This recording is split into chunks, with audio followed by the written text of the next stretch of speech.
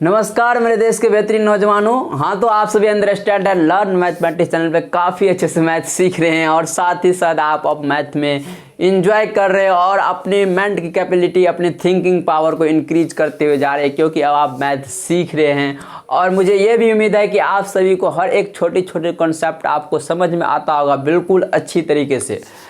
तो जैसा कि हमने कल के क्लास में एजीपीए पे अच्छे अच्छे क्वेश्चन देखे, 3-4 क्वेश्चन, काफ़ी अच्छे अच्छे क्वेश्चन था। तो ठीक उसी प्रकार आज हम आपके लिए रेंज पे लेके आए एक क्वेश्चन। रेंज का क्वेश्चन है, तो मुझे उम्मीद है कि आप सभी खुद से सॉल्व कर दिए होंगे वीडियो पॉज करके।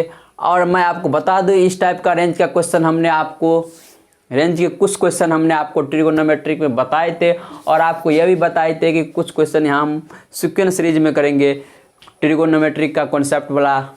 तो हम आज वहाँ लेके आए हैं सीक्वेंस सीरीज में, और बिल्कुल इजी कॉन्सेप्ट है रेंज निकालना।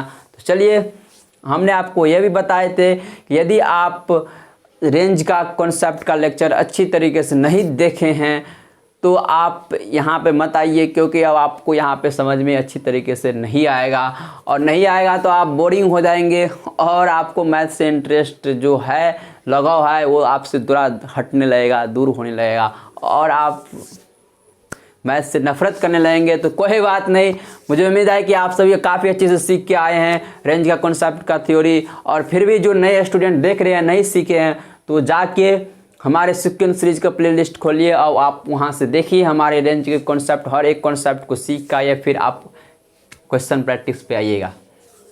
चलिए स्टार्ट करते हैं। पहला क्वेश्चन क्या कहता है, और आपको ये पहला क्वेश्चन करा, ये इक्वेशन दिया हुआ है इसका रेंज निकालने के लिए। हमने आपको क्या बताए थे सीक्वेंस सीरीज में, रेंज उसी इक्वेशन का निकालेंगे जब हम सारे टर्म का, उस इक्वेशन के सारे टर्म को मल्टीप्लाई करेंगे तो वेरिएबल टर्म क्या होना चाहिए, कैंसिल होना चाहिए।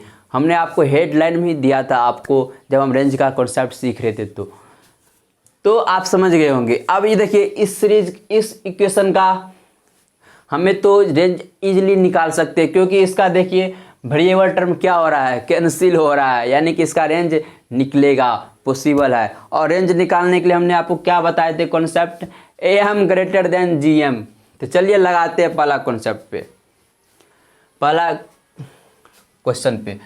तो सपोज हम मान लेते हैं इसको A, फर्स्ट टर्म ये जो दिया हुआ 8 sin स्क्वायर को हम A मान लिए, और इसको हम B मान लेते हैं। तो देखिए रेंज लगाते हैं अब दोनों पे।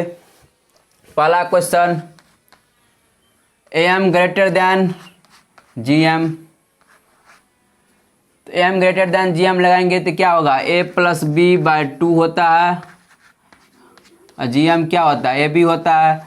तो A हम किसको माने हैं, 8 sin स्क्वायर x को, plus B 2 cosec square x, 2 cosec square x upon 2 greater then AB। AB कितना हो जाएगा, AB आपको हो जाएगा 8 sin square x into 2 cosec square x हो गया। अब देखिए हमने आपको क्या बताया थे, मल्टीप्लाई करेंगे तो वेरिएबल टर्म कैंसिल हो जाएगा, ये आपका कैंसिल हो गया। और यहाँ से हमें कितना मिल गया, 8 sin square x plus 2 cosec square x greater than कितना हो जाएगा,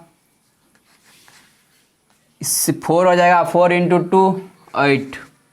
यानी कि हमें किसका वैल्यू निकला, 8 sin square x plus 2 cosec square का मिनिमम वैल्यू कितना आया, 8। मैक्सिमम वैल्यू कहाँ तक, इन्फिनाइट तक। हमें लेकिन चाहिए क्या, हमें y का वैल्यू चाहिए, यानी कि y वैल्यू चाहिए। तो हमें y के इक्वेशन में, y जब दिख रहे हैं, हमें इक्वेशन में दिख रहा है यहाँ पे +2 है, यानी कि कांस्टेंट टर्म ऐड किया हुआ है। तो हम क्या करेंगे, कुछ नहीं, बिल्कुल सिंपल है। ये इनक्वालिटी में हम दोनों तरफ क्या कर देते हैं, +2 ऐड कर देते हैं। तो +2 ऐड कर देंगे, तो यहाँ पे भी +2 ऐड कर देते हैं, और यहाँ पे +2 ऐड कर देंगे, तो क्या हो जाएगा, ये 10 हो जाएगा। आपको इसका मिनिमम वैल्यू कितना हो गया, यानी कि आपका रेंज आपको आ गया इसका कितना, मिनिमम वैल्यू 10, और मैक्सिमम वैल्यू कहाँ तक, इन्फिनाइट तक। ये आपका हो गया। तो ये आप समझ गए। तो कुछ नहीं है, बिल्कुल इजी कॉन्सेप्ट था। अब इसमें से कुछ स्टूडेंट हैं जो समझदार, पूछ सकते हैं कि भाई जी आपने 2 को ए और बी लिए, क्या कांस्टेंट टर्म को हम सी नहीं ले सकते हैं क्या? हम बाद में क्यों +2 ऐड करें? हम पहले सी लेके A M greater than G M लगा देते हैं। हाँ ये भी सही है, चलिए हम यूज करते हैं, देखते हैं क्या रिजल्ट होता है। हमने इसको क्या ले लिए, सी। चलिए स्टार्ट करते हैं। जब हम सी ले लिए तो यानी आप तीनों पे लगाएंगे M greater than G M, तो यानी कि कितना हो जाएगा 8 sin square x plus 2 cosec square x plus 2 divided by 3 हो जाएगा ए एम के कॉन्सेप्ट से, greater than equals to G M. तो जी एम लगाएंगे तो कितना हो जाएगा 8 × 2 16 × 2 32 के पावर कितना हो जाएगा 1/3 हो जाएगा, ये तो आप जानते हैं। अब देखिए 8 sin square x plus 2 cosec square x plus 2 क्या हो जाएगा ग्रेटर देन इक्वल्स टू 3 × 32 के पावर 1/3, ये आपका आ गया। अब देखिए आपको ये आपका इसका रेंज आ गया। जब हम 3 नंबर लेके निकाले तो इसका मिनिमम वैल्यू कितना आया, ये आया। और जब हम 2 नंबर लेके निकाले तो फिर हमने कांस्टेंट टर्म ऐड किया तो उसका मिनिमम वैल्यू ये आया 10 आया और इसका ये आया। तो इन दोनों में से कौन आंसर होगा? देखिए इन दोनों में से ये होगा, क्योंकि ये आंसर जो है आपको दिखने में भी सुंदर लग रहा है और ये थोड़ा अजीबोगरीब लग रहा है और ये दिखने में भी क्यूट लग रहा है, क्यूट सा लग रहा है। ये हो सकता है, ये होगा ही, क्योंकि ये क्यूट सा लग रहा है दिखने में, ये अजीबोगरीब लग रहा है, तो ये होगा। क्या समझे आप? ये आंसर होगा। हमने लिख दिया 10 से लेकर इन्फिनिटी तक, यही होगा, क्योंकि ये कुछ सुंदर दिख रहा है। लेकिन ये जो आप बोल रहे हैं सुंदर दिख रहा है, ये क्यूट सा लग रहा है, ये आपका एक्चुअल रीजन नहीं हुआ। क्या ये भी हो सकता है? नहीं होगा, यही होगा, क्योंकि आप देखिए यही तो होगा, लेकिन इसका एक्चुअल रीजन ये नहीं हुआ कि सुंदर दिख रहा है, क्यूट लग रहा है, इसीलिए। चलिए इसको एक्चुअल रीजन आपको समझाते हैं, इसके पीछे का रीजन क्या है, इसका लॉजिक क्या है, और वो हमने आपको सिखाए हैं थ्योरी लेक्चर में, हमने आपको सिखाए हैं। हम कब लेते थे A M greater than G M, और A M greater than G M का जो वैल्यू लेते थे हम, तो मिनिमम वैल्यू जो होगा वो कब होगा, जब दोनों नंबर क्या होगा, इक्वल होगा। ए और बी जब दोनों इक्वल होगा तभी तो हम लेंगे ए एम बराबर जी एम। हमने वहाँ पे क्या निकाले थे, A M greater than G M के केस में हमने जब निकाले थे, आपको प्रूव्ड किए थे, तो हमने आपको देखे थे वहाँ पे square root of A minus square root of B का होल स्क्वायर अपॉन 2 आया था। अब देखिए A M greater than G M जब वहाँ पर लगाएंगे हम, वही कुछ उसी से हमें कॉन्सेप्ट निकला था A M greater than G M. अब ये ए एम बराबर जी एम कब होगा, जब ए और बी आपस में क्या हो जाएगा, बराबर हो जाएगा, यानी कि एक दूसरे का क्या होगा, बराबर होगा, यानी कि वैलिड होगा, तभी हम लगाते हैं। तो चलिए देखते हैं यहाँ पे जो हम A M greater than G M लगा रहे हैं, तो जो मिनिमम वैल्यू आया है हमें, इसका मिनिमम वैल्यू कितना आया है, हमें इसका मिनिमम वैल्यू ए और बी का 8 आया है, इक्वेशन का 10 आया है 2 ऐड करके, लेकिन इसका तो 8 आया है। तो इसका मिनिमम वैल्यू 8 पॉसिबल है कि नहीं है, और इसका जो निकाले ये मिनिमम वैल्यू ये पॉसिबल है कि नहीं है, तो उसके लिए हम चेक करेंगे, यानी कि तीनों को इक्वल करेंगे, यानी कि हर एक टर्म ए बी बराबर सी करेंगे, यानी कि इक्वल होगा, वैलिड होगा, तभी ये वैलिड होगा आंसर, नहीं तो नहीं होगा। चलिए हम आपको निकालते हैं। तो वैलिड होने के लिए 8 sin स्क्वायर बराबर 2 मिनिमम वैल्यू चाहिए था, यानी कि M greater than G M, यानी कि ए और बी आपस में क्या होना चाहिए, बराबर होना चाहिए टर्म। तो यहाँ पे 3 टर्म लेके रखे हैं, तो ये तीनों टर्म क्या होना चाहिए, बराबर होना चाहिए, यानी कि वैलिड होना चाहिए। इतना समझिए आप, ये वैलिड है कि नहीं है। देखिए आप, अब देखिए यहाँ पे sin स्क्वायर या 2 कोसेक स्क्वायर और बराबर 2। देखिए अब इसको हम सॉल्व करते हैं। तो sin स्क्वायर का यहाँ से वैल्यू कितना हो जाएगा, आपको जब कांस्टेंट टर्म को लेंगे तो 1/4, ये तो वैलिड है। sin स्क्वायर का रेंज कितना होता है, 0 से लेके 1 तक, यही होता है। sin स्क्वायर का हैसियत क्या होगा, 0 से लेके 1 तक, और उसके अंदर 1/4 आ रहा है, तो 0 से 1 तक बीच में तो 1/4 है, यानी कि ये वैलिड है। अब देखते हैं कोसेक स्क्वायर के केस में, ध्यान दीजिएगा आप। कोसेक स्क्वायर का केस हम लेंगे, कोसेक स्क्वायर एक्स बराबर कितना हो जाएगा यहाँ से 1/4। क्या ये वैलिड है, नहीं। आपको पता है कोसेक का रेंज माइनस इन्फिनिटी से -1 और यूनियन 1 से लेके इन्फिनिटी होता है, कोसेक का होता है। जब कोसेक स्क्वायर लगाएंगे तो क्या हो जाएगा, 1 से लेके इन्फिनिटी हो जाएगा। तो 1 से लेके इन्फिनिटी होगा तो देखिए, तो 1 से इन्फिनिटी के बीच में ये 1/4 आएगा, कहीं नहीं आएगा, क्योंकि ये 0 और 1 के बीच में है, यानी कि ये वैलिड नहीं हो रहा है, यहाँ पे नंबर इक्वल नहीं हो रहा है। तो यहाँ पे am ग्रेटर देन gm का कॉन्सेप्ट नहीं यूज कर सकते हैं, तो ये वैलिड नहीं होगा। इसका मतलब ये आपका आंसर नहीं होगा और ये प्रोसेस नहीं लगेगा। यहाँ पे प्रोसेस तभी उसी केस में लगा सकते हैं जब नंबर आपका इक्वल होगा, और हमने देखिए नंबर इक्वल के साथ साथ हम यहाँ पे नंबर वैलिड ही नहीं हो रहा है, तो इक्वल कहाँ से होगा। तो आपको नंबर जो दिया हुआ है ए बी सी, उसी केस में वैलिड होगा। जब हम am ग्रेटर देन जब हम लगाएंगे तो हमें वैलिड होना चाहिए, ए बी सी इक्वल होना चाहिए, तभी हम आपको मिनिमम वैल्यू मिलेगा, क्योंकि ये आपको मिनिमम वैल्यू मिल रहा है और मैक्सिमम तो इन्फिनिट तक जा रहा है ना। अब चलिए, ये नहीं होगा, अब चलते हैं इस पे, ये वैलिड है कि नहीं है, चलिए इसको चेक करते हैं। अब देखिए, तो 8 sin स्क्वायर बराबर 2 कोसेक स्क्वायर एक्स, हम यहाँ पे 2 नंबर पर लगाए हैं, तो 8 sin स्क्वायर एक्स बराबर 2 कोसेक स्क्वायर एक्स,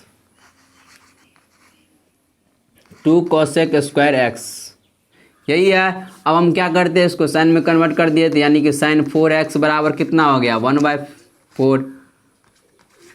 ये हो गया। आपको इन दोनों को सॉल्व करके हमें इतना आ गया। क्या ये वैलिड है? हाँ है, क्योंकि साइन 4 है। साइन 4 का वैल्यू आपको कितना दिख रहा है, साइन 4x को 4x नहीं है, साइन x की पावर 4 है, यानी कि साइन स्क्वायर है यहाँ पे, तो साइन x की पावर 4 है, यानी कि ये वैलिड है। आपको ये वैलिड है, तो इसका मतलब आप क्या समझ गए, ये आपका जो लगाए है am ग्रेटर देन gm, तो ये हमारा जो आंसर आया है मिनिमम, इसका जो मिनिमम वैल्यू आया है, तो ये वैलिड है। और ये आपको दिख रहा है ये 0 और 1 के बीच में होगा ही। साइन 4 का भी लेंगे रेंज, तो साइन 4 का भी लेंगे, तो स्क्वायर का स्क्वायर करेंगे तो 0 और 1 के बीच ही में होगा ना, तो ये वैलिड है आपका ये इक्वेशन। और इसीलिए हमने ए और बी करके कॉन्सेप्ट यूज़ किया है। कभी भी आपको जब दिखे कोई इक्वेशन में तो 2 वेरिएबल टर्म है और एक कांस्टेंट टर्म रहेगा, तो हम कांस्टेंट टर्म को पहले छोड़ देंगे, कांस्टेंट टर्म को पहले छोड़ देंगे, उसके बाद 2 वेरिएबल टर्म का हम am greater than gm greater than equal to gm से हम रिलेशन निकालेंगे, मिनिमम वैल्यू निकालेंगे उसका, और फिर उसके बाद इनक्वलिटी जो हमें मिलेगा उसमें हम कांस्टेंट टर्म दोनों तरफ ऐड कर देंगे, वो आपका मिनिमम वैल्यू से आपका आंसर आ जाएगा। तो हमने वही किया। और 3 नंबर पर जब भी लगाएंगे देखेंगे कांस्टेंट टर्म है, तो आपको थोड़ा पेशेंस रखिए, उसको चेक कर लीजिए, लगा सकते हैं, यूज कर सकते हैं, लेकिन चेक करके वैलिड है कि नहीं है। तो आप बताओ, वहाँ पे आप चेक करने जाओगे, अब यहाँ पे चेक करने की कोई आवश्यकता नहीं है, 2 नंबर है, वैलिड है, हो जाएगा। तो चलिए अगले क्वेश्चन पर चलते हैं। तो मुझे उम्मीद है कि अगले क्वेश्चन अब आप खुद से सॉल्व कर दिए होंगे, क्योंकि अब इतना तो आप समझदार है। तो चलिए खुद से सॉल्व कीजिए, तब तक हम क्लीन करते हैं। आप वीडियो पॉज करके खुद से सॉल्व कर सकते हैं। कुछ तो इसका आंसर निकाल दिए होंगे माइंड में कैलकुलेशन करके, इसको कॉपी पेन की कोई आवश्यकता नहीं होगा, क्योंकि उन्होंने सीख लिए हैं अच्छी तरीके से।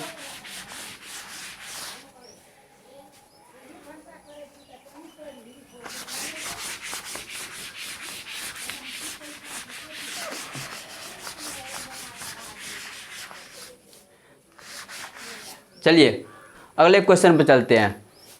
अगले क्वेश्चन में क्या हो जाएगा, लगाएंगे 2 नंबर आए, कांस्टेंट टर्म भी आए, कांस्टेंट टर्म को हम पहले छोड़ देंगे, उसके बाद हम 2 नंबर पे हम ग्रेटर देन gm लगाएंगे, तो कितना हो जाएगा, आपको कितना हो जाएगा बताइए, 27 cosec square x plus 3 sec square x. हम am ग्रेटर देन gm लगा रहे हैं upon 2 greater than equals to कितना हो जाएगा, 27 इंटू 3।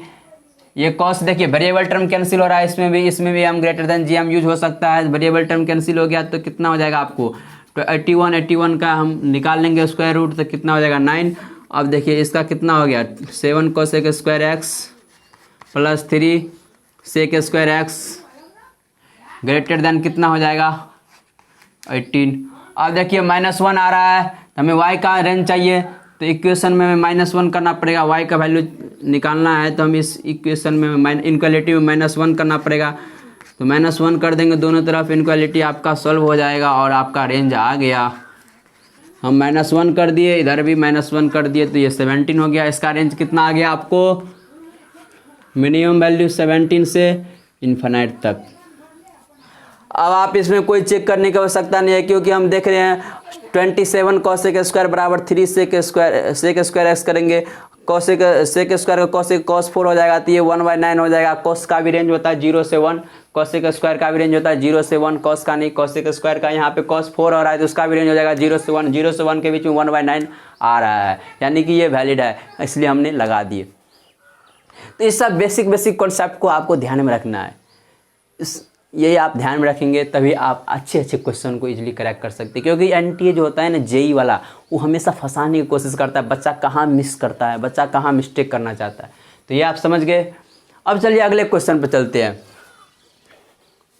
अगले क्वेश्चन क्या कर रहा है? 5 sin square x plus 125 cosec square x plus 4। आपने इसका भी रेंज निकाल दिए होंगे, क्या हो जाएगा? इतना प्लस इतना बराबर 65 हो जाएगा और 625 हो जाएगा, यानी कि 50 आ जाएगा, और 25 × 2 50 या प्लस 4। इसका रेंज आप निकाल दिए होंगे कितना? 54 से लेके इन्फिनाइट तक। जिन्होंने अभी तक प्रयास नहीं किए, कीजिए। इसका रेंज कितना हो जाएगा? 54 से इन्फिनाइट तक। क्या ये सही है? सही है? नहीं, गलत है। गलत है। अब आपको समझाते हैं क्या है इसमें, क्या लॉजिक है। इसमें भी लॉजिक चल रहा है। देखिए, हमने आपको क्या बताया, पहले आपने कैसे सॉल्व किए होंगे, ठीक इसी प्रकार जिस प्रकार हम यहाँ पे किए हैं, आप इसको भी ऐसे सॉल्व किए होंगे। क्या लिखे होंगे? 5 sin square x plus 125 cosec square x upon बटा में 2 हो जाएगा, यानी अपॉन 2 ग्रेटर देन किससे हो जाएगा? इसका मल्टीप्लाई करेंगे तो साइन कोसेक कैंसिल हो जाएगा, और ये 625 हो जाएगा, यानी कि स्क्वायर रूट सॉल्व करेंगे तो 25 हो गया। अब देखिए, यहाँ से आप लिख लिए 5 sin square x plus 125 cosec square x greater then हो गया 50 से। अब देखिए, यहाँ पे +4 है, हमने इनक्वालिटी में +4 ऐड कर दिया, इधर भी +4 ऐड कर दिया और इधर भी +4 ऐड कर दिया इनक्वालिटी में, यानी कि 54 से इन्फिनिटी। आपने इस तरह से निकाल दिए होंगे, लेकिन ये कॉन्सेप्ट आपका यहाँ पे फंस गया। आप लॉजिक थोड़ा भी नहीं, कॉमन सेंस यूज किया और आपने सॉल्व करने का प्रयास किया, आपका वाट लग गया। तो कभी बोलते आपको क्वेश्चन यदि आपको आता है तो आप स्टार्ट मत हो जाइए। हमने आपको क्या बताया? क्वेश्चन पर ध्यान दीजिए, क्वेश्चन में कुछ तो लॉजिक होगा। मेरा कहने का उद्देश्य ये नहीं है कि हम आपको एक क्वेश्चन दे दिए, एक कॉन्सेप्ट सिखा दिया, आप उस पर 4 क्वेश्चन दे दिया, आप सॉल्व कर लिए, हो गया। नहीं, हम आपको हर क्वेश्चन में आपको नया चीज़ सिखाते हैं। आपको हर एक क्वेश्चन में चाहते हैं कि अच्छे से अच्छे बच्चे सीख सके, क्योंकि वहाँ पे टाइप वाइज जो आपको देख रहा है, हमने एक क्वेश्चन दे दिया, ठीक उसी प्रकार दूसरा क्वेश्चन था, आपने तीसरे को भी उसी तरह सोच लिए, यानी कि आपने सोचे भाई जो दिया है वो वही एक कॉन्सेप्ट बता दिया और आपने सॉल्व कर लिए, ये हो गया। नहीं, ऐसा नहीं है। हम आपको हर क्वेश्चन में नया कॉन्सेप्ट सिखाने का प्रयास करते हैं। ठीक इसी प्रकार ये क्वेश्चन में भी कुछ नया चीज़ है, और जो आपको आता है, हमने क्या बताया आपको, एक कॉन्सेप्ट आता है, हमने सिखाए हैं, फिर भी आप यूज नहीं कर पा रहे। कॉन्सेप्ट आता है और यूज करने का तरीका बहुत मैंने रखता है। तो आप किस तरह से अप्रोच करते हैं कॉन्सेप्ट को, किस तरीके से यूज करते हैं, तो ये आप नहीं कर पाए। ये आपने इसका आंसर निकाल दिए 54 से इन्फिनिटी से, लेकिन ये इसका एग्जैक्टली आंसर नहीं है। चलिए इसको डिस्कस करते हैं, इस क्वेश्चन को। तो हम क्या करेंगे, देखिए, आप पहले हम क्या 2 नंबर पे लगाएंगे, 2 नंबर पर हम AM ग्रेटर देन GM लगाएंगे, तो हम पहले नंबर को इक्वल करेंगे। हाँ बिल्कुल, आपने वो नहीं किया। यहाँ पे इक्वल करेंगे तो देखिए तो कितना हो रहा है, sign square x 5 sin square x बराबर 125 कोसेक स्क्वायर एक्स दिया हुआ है आपको। अब देखिए, कोसेक स्क्वायर साइन स्क्वायर में बदल देंगे तो यह क्या हो जाएगा, साइन 4x, और ये कितना हो जाएगा 25। ये जनाब देखिए, इसका हैसियत देखिए, 0 से 1 के बीच ले कितना रहा है 25। पॉसिबल है? नहीं है। तो क्या करेंगे, नहीं लगेगा, ये पॉसिबल नहीं है जी। तो किस तरह से सॉल्व करेंगे? भाई जी पॉसिबल नहीं है, ये वैलिड ही नहीं है, तो एम ग्रेटर देन जी हम तो लगा नहीं सकते हैं, नहीं लगा सकते हैं। तो किस तरीके से लगाएंगे, चलिए हम आपको सिखाते हैं।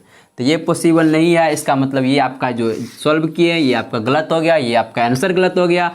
अब चलिए इसको सॉल्व करने का, आपको पॉसिबल नहीं है तो आप क्या करेंगे इस केस में? हमने आपको बताए थे, क्या बताए थे? चलिए पहले इसको क्लीन कर लेते हैं। हमने आपको सिखाए हैं, इसीलिए बोलते हैं कभी भी आप हमारे लेक्चर को देखते हैं तो प्रॉपर तरीक़ा से देखिए, खुद भी सोचने का प्रयास कीजिए। भाई जी ये बोल रहा है तो क्यों बोल रहा है, कुछ तो रीज़न है, कुछ तो लॉजिक है, लेकिन आप नहीं सोचने का प्रयास करते हैं। चलिए देखिए क्वेश्चन कैसे सॉल्व होगा। अब आपको दिख रहा है यहाँ पे साइन जो है, साइन के साथ क्या है, साइन कॉसेक में रिलेशन आप जानते हैं क्या है? साइन कॉसेक का एक्चुअल डिफिनेशन जानते हैं? चलिए हम आपको सिखाते हैं। इन दोनों में आपको हम सिखा रहे हैं। देखिए साइन है और ये कॉसेक है, ये साइन है, ये कॉसेक है, कॉसेक एक्स है, यही है साइन एक्स कॉसेक एक्स। हमने साइन स्क्वायर एक्स में ये साइन स्क्वायर एक्स लिख लेते हैं, आपको कोई कन्फ्यूजन ना हो। साइन स्क्वायर एक्स में हमने क्या किए, 5 से मल्टीप्लाई किए, और कॉसेक स्क्वायर एक्स में 125 से। अब देखिए तो साइन स्क्वायर का रेंज कितना होगा, 0 से 1, और कॉसेक स्क्वायर एक्स का रेंज 1 से लेके इन्फिनाइट, यानी कि ये कॉसेक की तुलना में ये बहुत कमज़ोर है। यानी कि ये क्या है, बीपीएल खानदान का बंदा है और ये अंबानी खानदान का बंदा है। ये ऐसे समझिए आप, ये बीपीएल खानदान का बंदा है और ये अंबानी खानदान का बंदा है। और आपने क्या किया, बीपीएल खानदान वाले बंदे को आपने 5 से गुना किया, जो कमज़ोर है उसको आपने 5 से गुना किया, और जो थोड़ा बहुत पहले से क्या है, स्ट्रांग है, मजबूत है, वो उसको आपने क्या किए, 125 से गुना कर दी। यानी कि आपको बराबर करने की जगह हमने आपको M greater than G M में क्या बताया, नंबर बराबर होना चाहिए, ए बी या मिनिमम वैल्यू उसी केस में मिलेगा। तो आपको यहाँ पे बराबर करने की जगह आपने क्या कर दिया, 125 से इसको मल्टीप्लाई कर दिए। यानी कि जो कमज़ोर था इसके तुलना में इसको आप और कमज़ोर बना दिए, जो थोड़ा बहुत पहले से बलवान था और आपने उसको और बलवान बना दिया। तो आपने क्या किया, जो कमज़ोर था पहले से उसको भूखमरी था, आपने उसको और भूखमरी कर दिया, और जो ठीक ठाक था आपने उसको 6 पैक बना दिया। यही किया ना आपने, जो थोड़ा बहुत कमज़ोर था उसको और आप उसके तुलना में कमज़ोर बना दिए, और जो तो ठीक था, जो बलवान था उसको और आप 6 पैक निकाल दिए। क्या ये बराबर हो सकता है? नहीं हो सकता है। तो क्या करना पड़ेगा, देखिए ये बराबर नहीं हो सकता है, तो इसका मतलब M greater than G M का कॉन्सेप्ट नहीं यूज कर सकते हैं, नहीं यूज कर सकते हैं। तो अब हम कैसे सॉल्व करें, नहीं यूज कर सकते हैं तो यानी कि हमें बराबर बनाना पड़ेगा, तभी तो वैलिड होगा। चलिए इसके लिए हम आपको सिखाते हैं इस क्वेश्चन को कैसे सॉल्व करें। तो ये आप समझ गए कॉसेक और साइन एक्स में रिलेशन, ये बहुत कमज़ोर बंदा है और ये स्ट्रॉन्ग है, तो इतना आप समझ गए। अब देखिए इसको हम सॉल्व करेंगे, तो हम आपको सिखाते हैं इस क्वेश्चन को सॉल्व करने।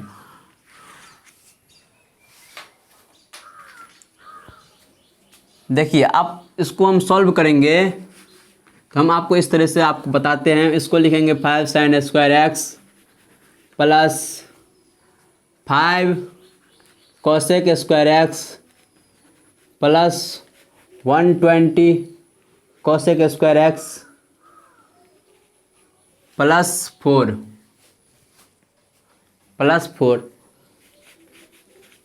ये लिख देंगे आप, ये हो गया। अब देखिए हमने क्या किया, टर्म को इस 125 जो था कॉसेक स्क्वायर एक्स, हम उस टर्म को स्प्लिट कर लिए 5 कॉसेक स्क्वायर एक्स में और 125 cosec square 120 cosec square x में। 125 को हमने दो टर्म में स्प्लिट कर लिए, 5 और 120 में। अब देखिए 5 में हम क्यों किए, ये भी एक बड़ा क्वेश्चन है।